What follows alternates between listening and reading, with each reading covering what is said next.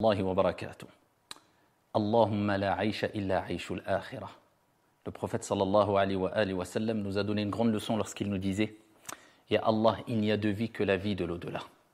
Cette vie pour laquelle on se bat, cette vie pour laquelle quelquefois on a tendance à vouloir écraser les plus faibles. On vit avec égoïsme.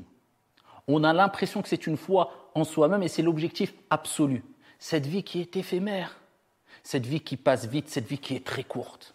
Eh bien, le prophète sallallahu alayhi wa sallam nous a rappelé que Allahumma la aisha illa aishul akhirah.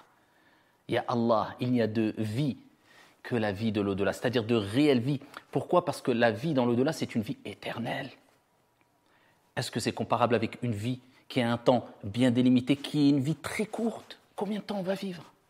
30 ans, 40 ans, 50, 60, 70 ans, 80 ans. Allez, sur toute cette période, enlève combien d'années de ta jeunesse, de ton enfance, combien d'années de sommeil, combien d'années où tu as passé ton temps à travailler, combien d'années où tu as passé ton temps à manger, combien d'années, qu'est-ce qui te reste vraiment de cette vie ? Allahumma la aisha illa aishul akhirah. Et Allah, il n'y a de vie réelle que la vie de l'au-delà parce que ce n'est pas comparable.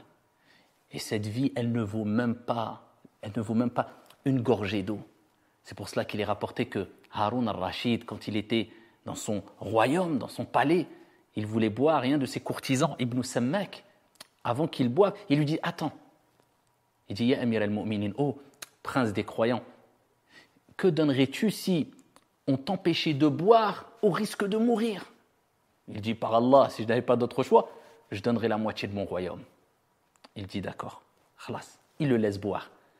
Une fois qu'il a bu, il lui dit « Oh Amir al-Mu'minin, oh prince des croyants, que donnerais-tu si cette eau que tu as bu restait coincée, akramakumullah, dans ta vessie, au risque de te porter un grave préjudice ?»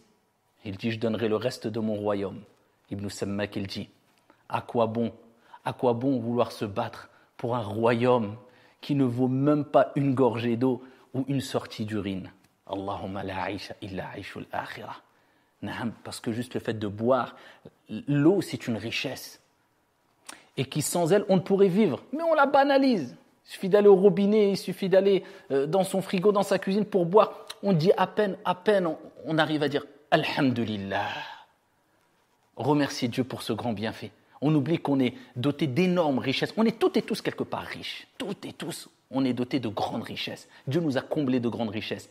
Mais on a tendance à oublier ces richesses et on a l'impression que la seule richesse, c'est la richesse matérielle qui nous pousse à oublier que la vraie vie est dans l'au-delà et que cette vie n'est pas l'objectif ultime et une fin en soi. Cela ne veut pas dire qu'on ne doit pas profiter de cette vie, mais on doit se préparer pour l'au-delà en prenant conscience que la réelle vie éternelle, c'est dans l'au-delà. Allahumma la aisha illa aishul akhirah. La vraie richesse, ce n'est pas la richesse matérielle. Et le fait d'être riche même matériellement, ce n'est pas un obstacle quant au fait d'être riche de cœur. Qu'est-ce qui t'est demandé alors ? D'abandonner la vie d'ici-bas complètement ? Non, c'est d'avoir cette richesse entre tes mains, mais pas dans ton cœur, à tel point, je dis bien, à tel point qu'elle te fait oublier l'au-delà, la vraie vie, la préparation pour l'au-delà. Mais si tu es riche même matériellement, il n'y a aucun problème. Pourquoi ? Combien de personnes riches sont riches de cœur ? Et combien de personnes pauvres, matériellement, sont pauvres de cœur ? Parce que la vraie richesse, c'est la richesse de cœur. Et si tu es riche de cœur, wallahi, tu peux avoir des millions. Aucun problème. Tu peux avoir une belle maison, tu peux avoir ce... Tant qu'elle n'est pas dans ton cœur, à tel point qu'elle provoque un voile qui t'empêche de voir la réalité des choses et de se préparer pour l'au-delà. Allahumma la aisha illa aishul akhirah. C'est pour cela que le prophète sallallahu alayhi wa sallam nous dit l'envie n'est permise que dans 2 cas, ou vis-à-vis de 2 personnes. Une personne à qui Allah a donné la connaissance du Coran et qui récite le Coran de nuit comme de jour. Et un homme à qui Allah a donné une richesse. Donc le fait qu'Allah te donne une richesse matérielle, il n'y a pas de mal, c'est pas ça qui nous importe. C'est de savoir est-ce que tu es riche de cœur ou pas, est-ce que tu t'es préparé pour l'au-delà ou pas, est-ce que cette richesse matérielle t'a fait oublier ton Seigneur ou pas, oublier le fait d'aider les pauvres, oublier le fait que c'est une richesse qui vient de ton Seigneur tabaraka wa ta'ala. Tu as le droit d'avoir cette envie, pas mauvaise, vis-à-vis d'une personne à qui Allah a donné une richesse. Et le prophète, il dit quoi ? Et qu'il la dépense de nuit comme de jour. Il profite avec, mais il la dépense. Il pense aux pauvres. Et il sait que al-mal, malullah, et que c'est un test. Et il profite, mais il fait profiter les gens aussi. Il n'est pas égoïste, il n'est pas avare. Celui-là est un riche, riche matériellement et riche de cœur. Et Allah nous dit dans le Coran, زُيِّنَ لِلنَّاسِ حُبُّ الشَّهَوَاتِ مِنَ النِّسَاءِ وَالْبَنِينَ وَالْقَنَاطِرِ الْآيَاتِ.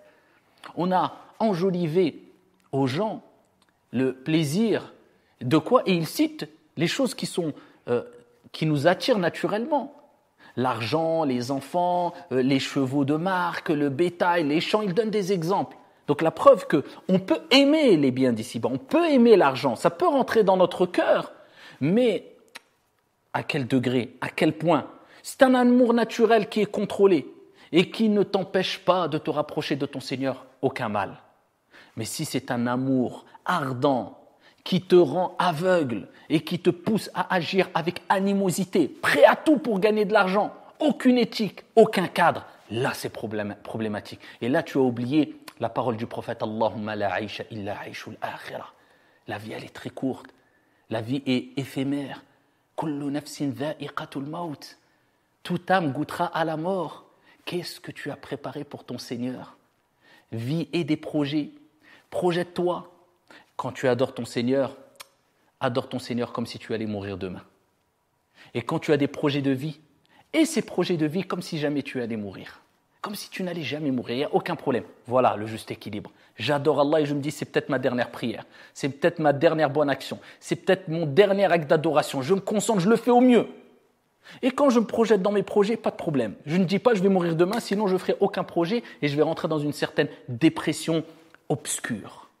Mais n'oublie jamais, Allahumma la aisha illa aishul akhirah, et que cette vie, elle reste éphémère. C'est une vie de test, c'est un examen.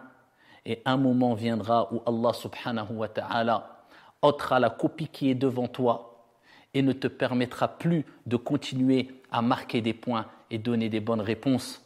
Et là, tu devras te préparer pour le jour du jugement, al-akhirah, qui se déroulera pendant de longues années. Il suffit de voir que nous allons vivre peut-être 50, 60, 70 ans et qu'il y a des gens dans leur tombe qui sont dans leur tombe depuis peut-être maintenant 1000 ans, 2000 ans, 5000 ans. Qu'est-ce que c'est que par rapport à cette vie courte? Allahumma la aisha illa aishul akhirah.